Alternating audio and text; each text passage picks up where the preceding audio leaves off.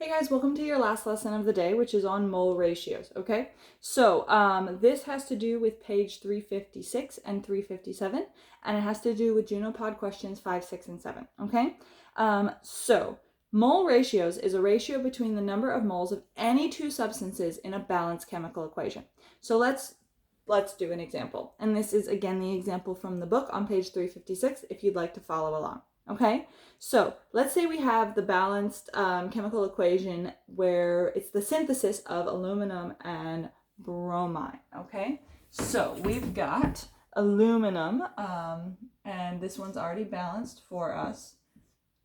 2 aluminum, sorry, that's supposed to be an S solid, plus 3 bromide, which is Br2, which is going to be a liquid. And this leads us to 2 AlBr3, which is a solid. Okay, so that is our chemical equation. Now, let's talk about some mole ratios. There are several different mole ratios that we can get from this problem. One is knowing that for every 2 moles of aluminum, we have 3 moles of Br2. So I will write that.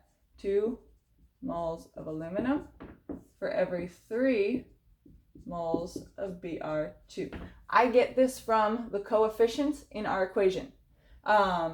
This is just one ratio. So right now, all we are doing is we are listing different ratios, okay? So I know that every time I have 2 moles of aluminum, I have to have 3 moles of bromide, or else it won't work, it won't be balanced, okay? So let's go through a couple other ones.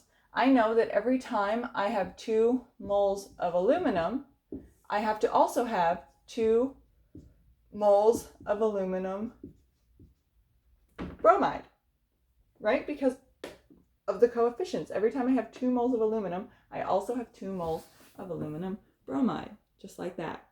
Now I can also do some ratios with bromide at the top. So every time I have 3 moles of bromide, I also have 2 moles of aluminum.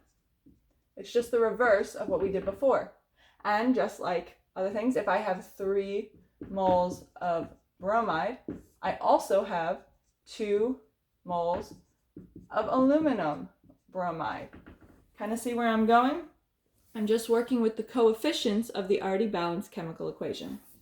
So lastly, my last options would be to put aluminum bromide at the top. So for every 2 moles of aluminum bromide, I have 2 moles of aluminum. And then lastly, for every 2 moles of aluminum bromide, I have 3 moles of bromide. Okay? So each one of those is a possible mole ratio.